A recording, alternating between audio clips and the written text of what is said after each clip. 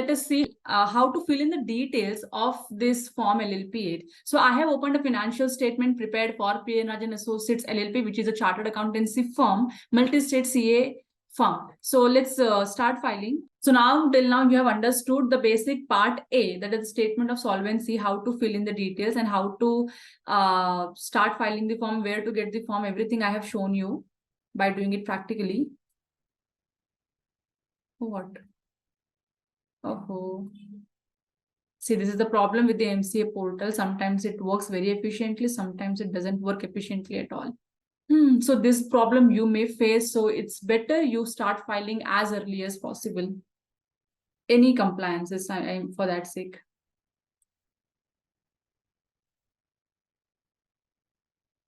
Okay, so there is some technical glitch. Okay, it started. Let's select the period quickly. 31st March 2021. Sorry, 2023. Then I'll put the LLP number AAT-2292295. Okay, now I have put this declaration.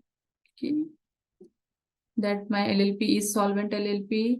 We have opened a statement and assets. We have not created any charge. Our turnover does not exceed 40 lakh rupees. Our capital does not exceed 25 lakh rupees, and the partners has maintained all the records and all the declarations are true. So this is done.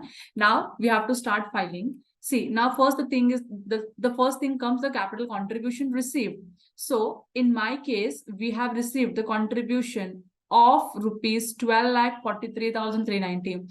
So you can see there's a two type of contribution, partners contribution. First is the first is the fixed capital contribution, and another is the current capital contribution. So which capital contribution you are supposed to take here? So you have to mention 1 lakh rupees only, because if you mention this total amount, then your form will not get filed. So I'll show you also. If I put it 12,43,319, then it will give me the error that here you have mentioned that the contribution does not exceed 40 lakh rupees, and here you can see the total monetary obligation to contribute is only 1 lakh rupees. So I have to put only 1 lakh rupees as my fixed capital over here. So I'll put 1 lakh rupees as a fixed capital. Then comes the other part, reserves and surplus. So generally we understand the companies have the reserves, the companies have reserves and surplus. LLP doesn't, but we can consider the partner's current capital contribution as the reserves and surplus, because this get fluctuated and all the profits and adjustments will happen through that account only. So what I can do, I'll just put this number in my reserves and surplus. That's 11,43,390, and for the previous year data is 7,12,193. And then you have to go to the second part, that is secured liabilities. In my case, we don't have any secured liabilities, so I'll put 0. Unsecured liabilities also 0. Short-term borrowings also 0. So what do I have? So other current liabilities of 1,08,888 rupees. So I'll come here on this part and I'll put this number 1,88,888 rupees. 1,08,000. And here also I'll do the same, 1,49,388. And then we have not created any provision, so we'll put 0. Wherever you are not filling any details, you have to mention 0, otherwise the form will not proceed.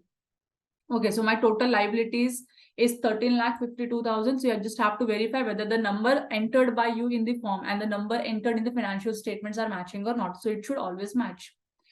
Then comes the other current assets. So we don't have any fixed assets here. So I'll just mention 0 depreciation, investment 0, loans and advances 0, inventories also, because it is a CA form, so we don't need to maintain any kind of inventory. So I'll put 0. Receivables, okay, we don't have any receivables. We have mentioned 0. Cash and cash equivalent, we have 1,11,317. 1,11,317. And then comes the other current assets. Other current assets is 12,40,000. 12,40,961. You have to put this number 9,54,301, and the comes cash and cash equivalent 7,280.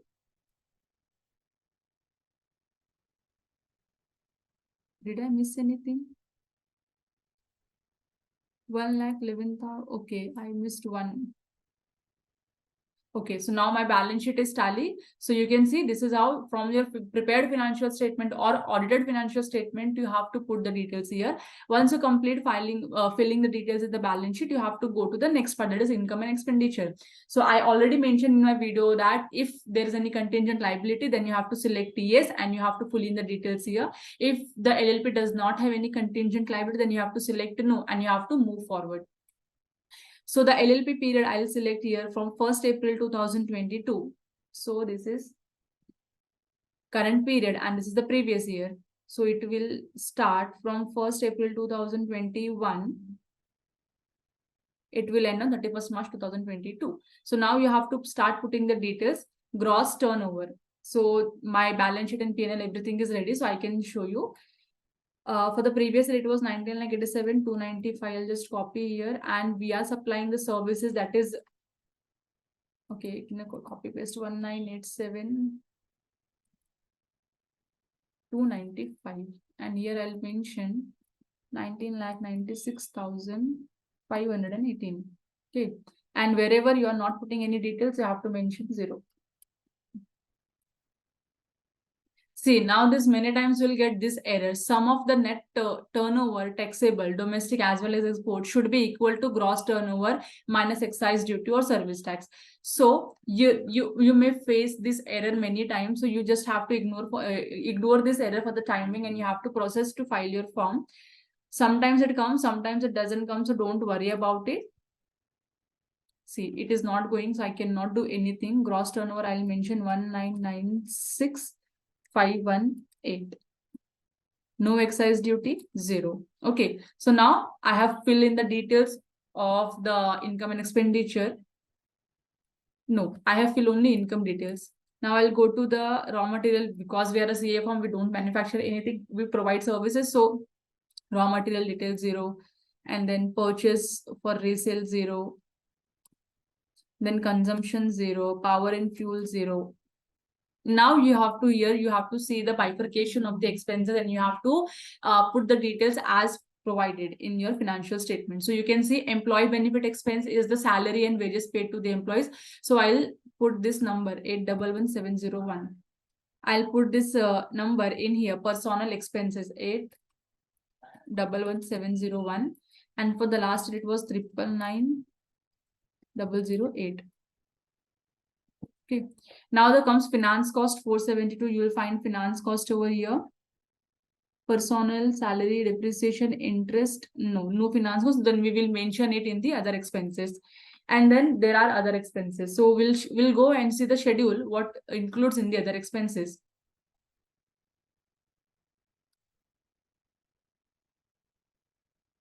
Okay, so you can see the auditor's remuneration is 65,250. So did you see here payment to auditors? So yes, you have to mention it here, 65,250. And for the previous year, it was 69,452. Then administrative expenses. Yes, administrative expenses, we have a different head, so we have to put it there.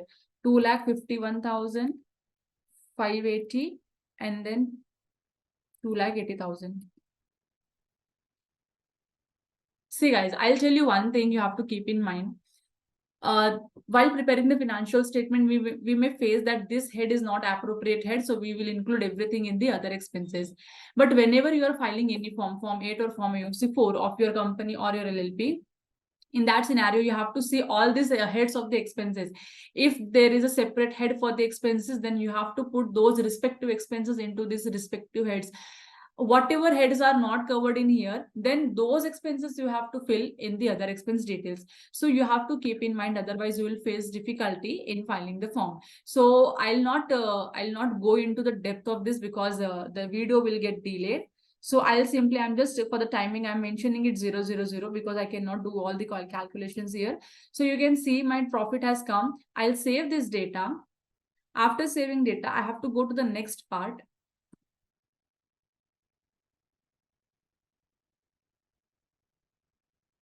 Now, here you have to give the declaration. See, in Form LLP 8, there is no compulsion of attaching any attachment. So if you want to attach the financial statement audit report, you can attach here because it is an optional attachment. Otherwise, not needed.